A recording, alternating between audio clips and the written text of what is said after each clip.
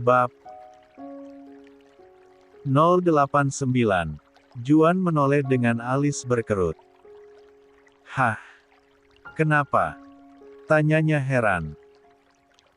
Kata Dewi, melahirkan itu sakit banget. Aku takut, jawab Runa dengan wajah serius. Juan terdiam sejenak, lalu tiba-tiba tertawa kecil. Ya namanya juga melahirkan normal, pasti sakit, Ran. Kalau kamu nggak mau ngerasain sakit, ya lahiran sesar aja. Tapi sesar itu dioperasi, tambah sakit, Mas, protes Runa, wajahnya semakin khawatir. Juan mengangkat bahu dengan santai. Ya udah, kalau gitu aku aja yang hamil, ucapnya asal. 89. Runa melotot, terdiam karena heran dengan jawaban Juan. Melihat ekspresinya, Juan kembali tertawa. Udah, nggak usah dipikirin sekarang, Ran. Kan belum tentu juga kamu hamil sekarang. Runa menghembuskan napas panjang. Ia tahu Juan hanya bercanda, tapi tetap saja, bayangan tentang rasa sakit saat melahirkan masih menghantui pikirannya. Sementara itu, Dewi yang mendengar percakapan mereka hanya tersenyum kecil. Ia paham ketakutan Runa, tapi ia juga tahu bahwa ketika saatnya tiba, Runa pasti akan berubah pikiran. Setelah teman-teman Dewi pulang, termasuk Juan dan Runa, kamar rawat itu kembali sunyi.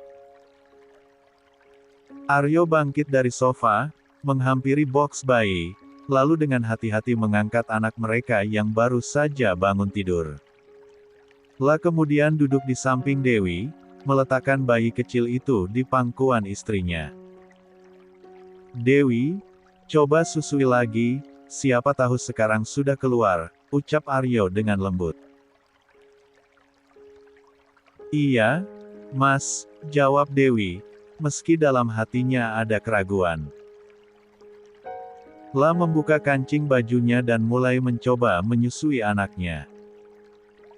Namun, seperti sebelumnya, ASInya belum juga keluar. Bayi kecil mereka mulai menangis, suaranya semakin kencang seiring dengan usahanya yang sia-sia untuk mendapatkan ASI dari ibunya.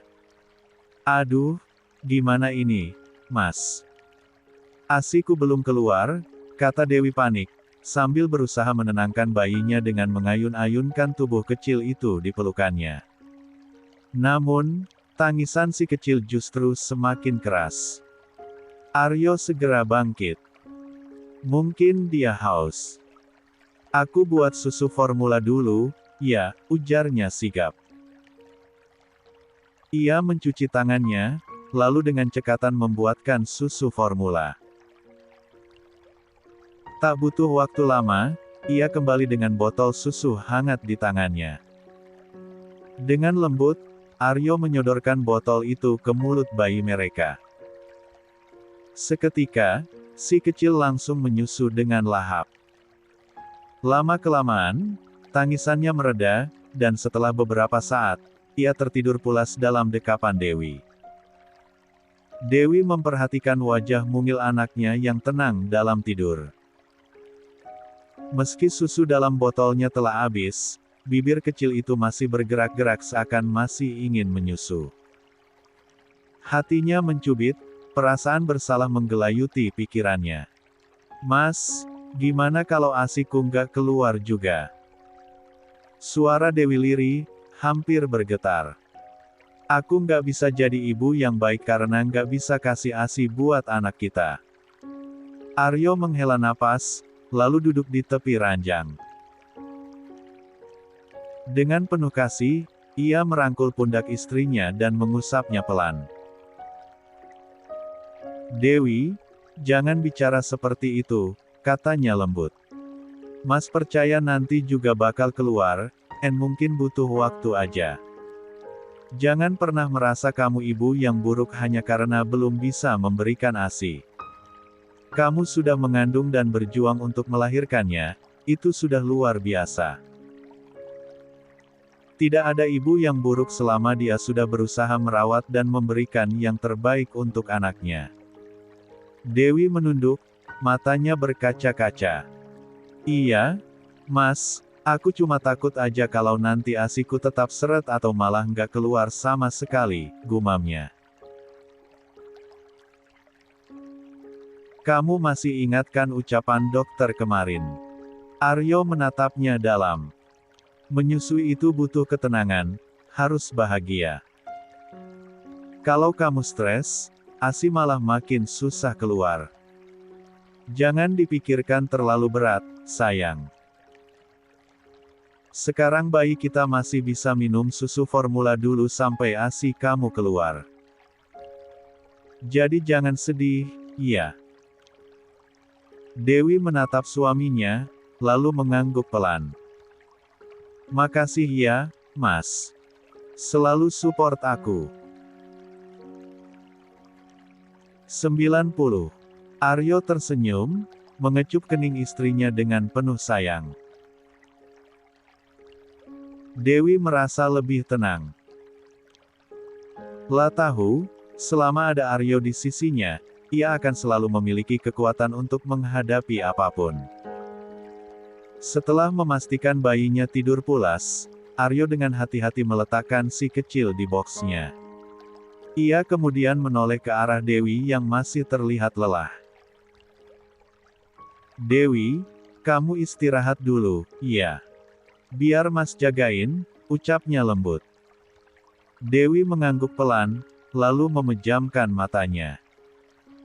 Sementara itu, Aryo duduk di sofa, mengambil ponselnya, dan mulai mencari referensi nama untuk anak mereka.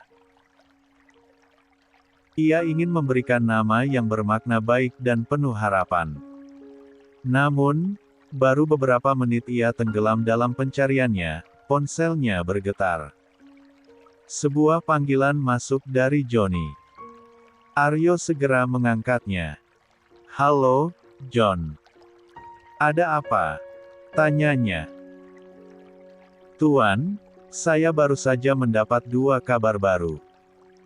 1 kabar baik dan 2 kabar buruk, jawab Johnny dengan nada serius. Aryo mengernyit. Apa kabar buruknya? Tanyanya langsung. Banding yang diajukan Tuan David disetujui oleh pengadilan. Bulan depan sidang akan digelar, ungkap Johnny. Aryo mengepalkan tangannya. Ini berarti ada kemungkinan Dewi David bisa bebas jika mereka tidak menanganinya dengan serius. Lalu, apa kabar baiknya? Tanyanya, mencoba tetap tenang. Tadi Tuan Restu menghubungi saya. Beliau bilang minggu ini sudah pulang dan bersedia menangani banding kasus Tuan David, jawab Johnny. Aryo sedikit lega mendengarnya. Bagus. Kamu sudah menghubungi Om Sadam, kan? Sudah, Tuan. Beliau juga bersedia menangani kasus ini. Aryo mengangguk meski Johnny tidak bisa melihatnya. Kalau begitu, biarkan mereka berdua bekerja sama untuk menghadapi Samuel di persidangan nanti. Aku tidak akan membiarkan Om David bebas begitu saja, ucapnya tegas. Saya juga berharap demikian, Tuan. Kalau sampai Tuan David keluar, keadaan pasti semakin kacau. Terima kasih, John, atas informasinya, kata Aryo sebelum mengakhiri panggilan. La menghela napas panjang, menyandarkan tubuhnya ke sofa. Masalah ini belum selesai, dan ia harus memastikan keadilan tetap berpihak pada mereka. Tapi untuk saat ini, ia harus tetap fokus pada Dewi dan bayinya. Dengan perlahan, Aryo kembali menyimpan ponselnya dan menatap keluarganya yang sedang tertidur. Apapun yang terjadi, ia akan melindungi mereka. Aryo kembali fokus pada layar ponselnya, mencari nama yang cocok untuk putranya. La mengusap wajahnya dengan tangan, merasa sedikit frustrasi.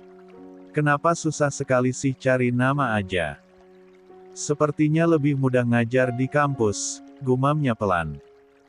Namun, tak lama kemudian, pandangannya tertuju pada sebuah nama yang memiliki arti indah. La 91. Membacanya berulang kali, merasa semakin yakin. Nah, ini cocok sepertinya, ucapnya sambil tersenyum. Tiba-tiba, suara tangisan kecil terdengar dari boks bayi. Aryo segera bangkit dan menggendong putranya dengan hati-hati. "Stetete, jangan nangis ya, nanti ibumu bangun," ucapnya sambil menimang sang bayi. Perlahan, tangisannya mereda, meski matanya masih terbuka lebar, menatap Aryo dengan polos. "Kamu nggak mau tidur lagi?" Aryo tersenyum kecil meski tahu bayinya belum bisa mengerti kata-katanya.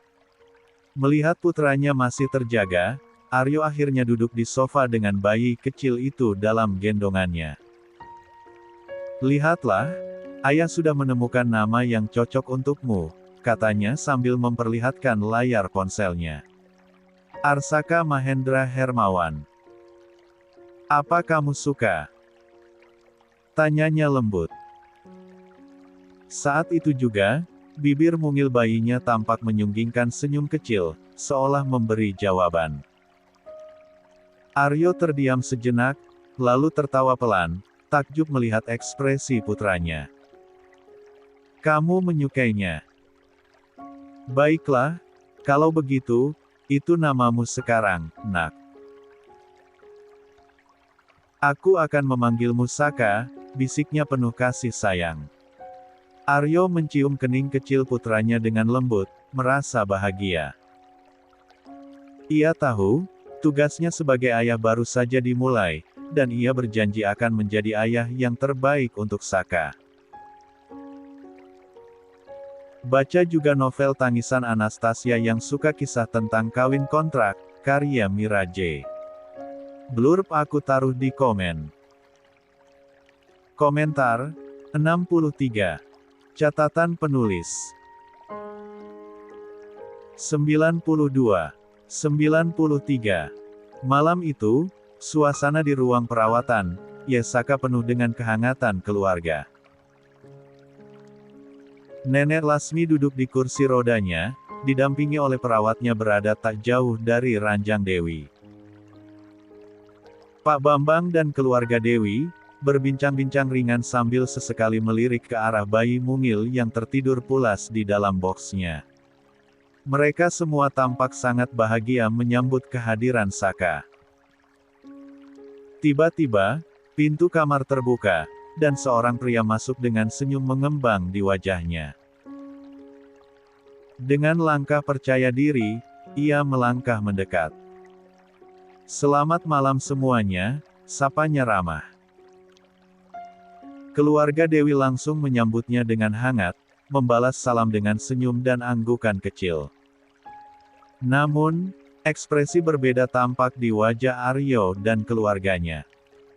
Tatapan Aryo mengeras, raut wajahnya berubah dingin, meskipun ia berusaha menjaga sikap di hadapan semua orang. Pria itu lalu mendekati Aryo lalu mengulurkan tangannya. "Selamat, Mas Aryo. Akhirnya kamu menjadi seorang ayah juga," ujar pria itu sembari mengulurkan tangan. Aryo menatap tangan yang terulur itu selama beberapa detik sebelum akhirnya menjabatnya, tanpa ekspresi berarti. "Terima kasih Sam," balasnya singkat.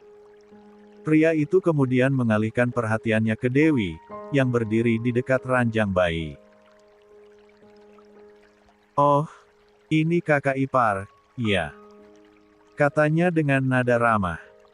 "Selamat, Kak, atas kelahiran putranya."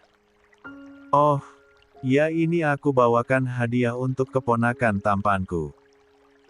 Dewi tersenyum kecil, lalu menerima hadiah dari pria itu. Tapi dalam hatinya ia merasa ada yang aneh. Terutama saat melihat ekspresi masam di wajah Aryo. Seolah kehadiran pria ini bukan sesuatu yang ia harapkan. "Maaf, kamu siapa? Apa kamu teman Mas Aryo?" tanya Dewi saat menjabat tangannya. "Oh, perkenalkan, saya Samuel. Sepupunya Mas Aryo," jawab pria itu dengan nada santai. Dewi terdiam sejenak, mencoba mengingat. Seingatnya, saat menikah dengan Aryo dulu, ia tidak pernah bertemu atau mendengar nama Samuel. "Oh, hai, Samuel. Salam kenal," ujarnya akhirnya. "Kamu sepupunya Mas Aryo. Kenapa aku baru lihat ya?" Samuel tersenyum tipis. "Saya baru pulang dari luar negeri seminggu yang lalu. Wajar kalau kakak ipar tidak mengenali saya." Jawaban itu masuk akal, tetapi Dewi tetap merasa ada sesuatu yang janggal. Entah karena nada bicaranya atau karena ekspresi Aryo yang semakin mengeras sejak Samuel datang. Setelah berbicara dengan Dewi, Samuel melangkah mendekati Nenek Lasmi yang duduk di kursi roda. Ia membungkuk sedikit, menatap sang nenek dengan senyum yang tampak hangat.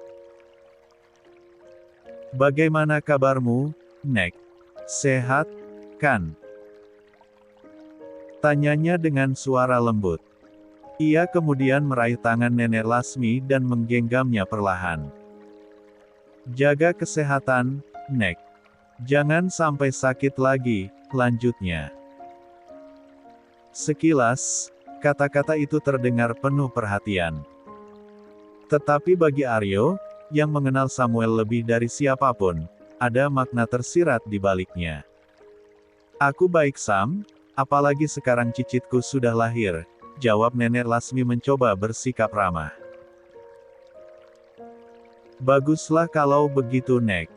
Tapi, akan lebih baik nenek di rumah saja," tambah Samuel dengan nada yang lebih pelan, tapi cukup jelas untuk didengar. "Lebih aman di dalam rumah. Lagian nenek sudah tua, seharusnya tidak usah pergi-pergi. Di luar terlalu berbahaya Nek." 93. Beberapa orang yang mendengar mungkin menganggapnya sebagai saran penuh kepedulian, tetapi Aryo menangkapnya sebagai sebuah ancaman halus.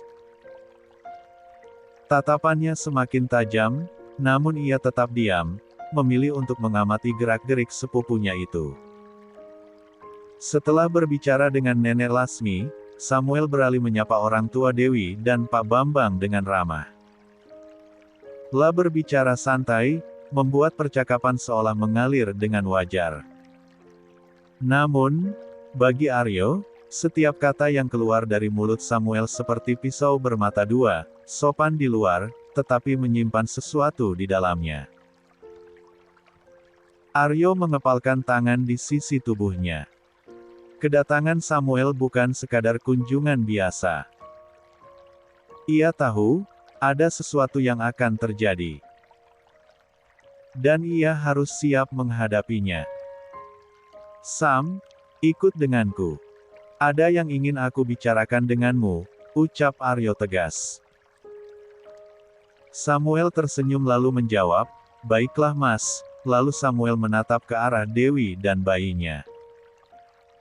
"Aku pergi dulu kakak ipar, jaga bayimu baik-baik." Setelah mengatakan itu, Samuel mengikuti Aryo keluar dari rumah sakit. Keduanya berjalan menuju kantin di samping gedung, di mana Aryo segera memesan 2 cangkir kopi untuk mereka. Setelah pesanan tiba, Aryo meletakkan cangkirnya di meja, menatap Samuel tajam. "Apa maksudmu datang kemari?" tanyanya langsung, tanpa basa-basi. Samuel tersenyum santai, lalu bersandar di kursinya. "Kenapa kamu bertanya seperti itu, Mas?" Tentu saja aku datang untuk menjenguk kakak iparku dan menyambut kelahiran keponakanku yang lucu. Aryo mendecih pelan. Hentikan, Sam. Aku tahu niatmu ke sini pasti buruk, ucapnya, suaranya penuh ketegasan. Aku peringatkan padamu, ini urusan antara aku dan kamu. Jangan libatkan keluargaku ke dalamnya. Ingat itu. Samuel menatap Aryo tanpa ekspresi. Bukankah kamu sendiri yang sudah mengusik keluargaku, Mas? Balasnya. Kamu yang membuat ayahku masuk penjara. Lalu kenapa aku tidak boleh mengusik anak dan istrimu?